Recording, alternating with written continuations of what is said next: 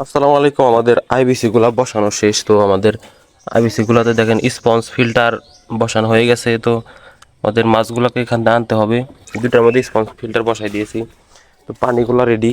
তো এখন বৃষ্টির সময়, বৃষ্টি কেবল চলে গেল। তো এখানে আমাদের পানি প্রচুর ময়লা হয়েছিল, তার জন্য আমরা এখান থেকে মাছ সরিয়ে দেবো। এখন আর এখানে রাখবো না। এখানে এখানে আছে হচ্ছে মেলগুলা, আর এখানে রাখা আছে ফিমেলগুলা। তো পানিগুলা খুবই নষ্ট হয়ে গেছে, তার জন্য আমাদের মাছগুলো আর এখানে রাখা যাবে না। তো আমাদের মাছগুলো সবগুলাকে ধরতে হবে, তারপর মাছগুলো আমরা করব। মাছগুলোকে আমরা এখন ধরে সুন্দর করে আলাদা করে নেব, কারণ মেল আর ফিমেল সব আলাদা রাখতে হবে। এখানে হচ্ছে আমাদের রুইকিনের মেলগুলা, রুইকিন মাছ। এগুলো মাশাল্লাহ কোয়ালিটি খারাপ না, ভালোই আছে মাশাল্লাহ। এগুলো হচ্ছে রুইকিন গোল্ডফিশের মেল, মোটামুটি রেডি আছে। আর রেড ক্যাপের দুইটা মেল আছে এখানে, আর এখানে দুইটা ফিমেল আছে। আমাদের মাছগুলোকে আগে ধরি। এই হচ্ছে মাছের কোয়ালিটি। আজকে আমরা সরাবো, কারণ হচ্ছে মাছ আর এখানে রাখবো না।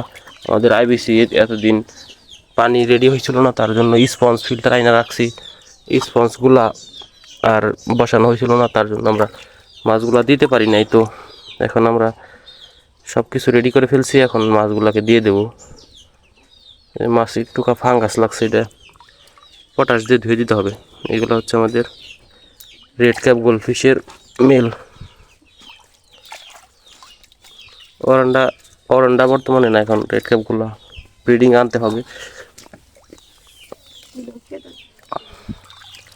এটা হচ্ছে রেড ক্যাপ গোল্ডফিশের মেল, দেখেন মাশাআল্লাহ কোয়ালিটি। এগুলো সবগুলো একটু একটু ফাঙ্গাস লাগছে লেজে। তো মেলগুলো ধরা শেষ। তো আমাদের মেলগুলো টেম্পারেচার অ্যাডজাস্ট করার জন্য বসাই দেয় এখানে। এটা হচ্ছে মেল রাখার হাউসটা তৈরি করলাম, এখানে সবগুলো মেল রাখবো।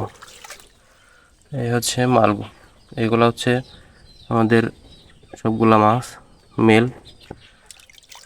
টেম্পারেচার অ্যাডজাস্ট করার পর আমরা একটু করে পটাশ দিয়ে গোসল করে তারপর আমরা মাছগুলো এখানে ছাড়বো। তো এখানে ফিমেলগুলো ধরতে হবে। মাছগুলোকে তো দেখাই যাচ্ছে না, তো ধরবো কিভাবে?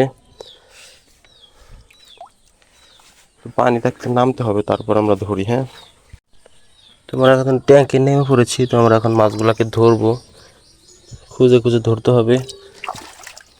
এখানে সবগুলা মাছগুলো আমাদের রাখা আছে। এই একটা পেয়ে গেছি। এই মাশাআল্লাহ, এটা হচ্ছে রুইকিনের বড় ফিমেলটা। আমাদের বলের জায়গা হচ্ছে না। এই যে আরেকটা। এগুলো সবগুলা লোড হয়েছে। তোমাদের মাছগুলা ব্রিডিংয়ে বসাবো, কাজের কারণে আমাদের রেডি করা হচ্ছে না ট্যাঙ্ক, তার ব্রিডিংয়ে বসানো হচ্ছে না।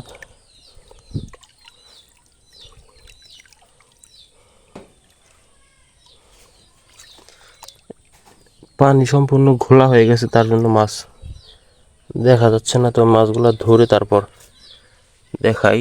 আপাতত ভিডিও বন্ধ রাখি। তো একটা এই ধরে ফেলেছে আরেকটা। এটা হচ্ছে সেম প্যাটার্নের আরেকটা ফিমেল। মাছগুলো আগে ধরে নিই, তারপর দেখাই। আমাদের মাছগুলো সবগুলো ধরা শেষ। তো আমরা এখন এগুলো টেম্পারেচার অ্যাডজাস্ট করার জন্য রেখে দেবো। তো এখানে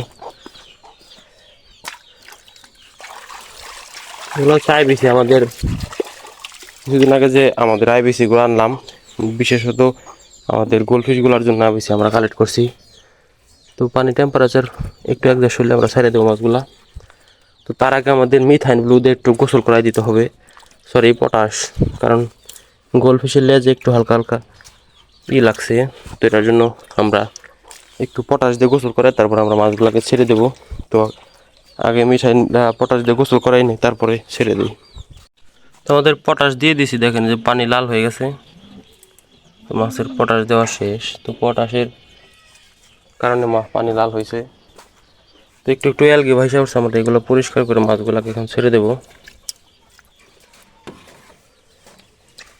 রোদ্রের কারণে একটু একটু অ্যালগি জমছে। তো এখানে একটু করে পটাশ আমরা দিয়ে নিয়েছি, কারণ অনেক দিন ধরে মাছ এক জায়গায় রাখা ছিল, তার জন্য আমাদের মাছগুলায় ফাঙ্গাস লাগতে পারে।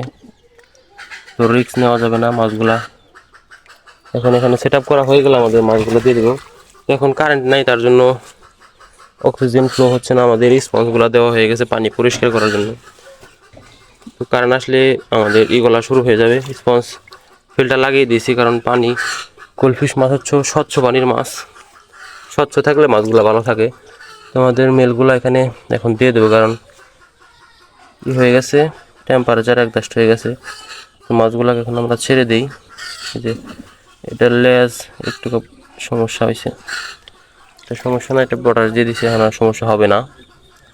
তো মাছগুলো এখন ছেড়ে দেবো, আর 2-1 মিনিট রাখি, তারপর ছেড়ে দেবো। কারণ একটুকু জায়গার ভিতরে মাছ অক্সিজেন কম হতে পারে, মাছ সমস্যা হতে পারে, তার জন্য।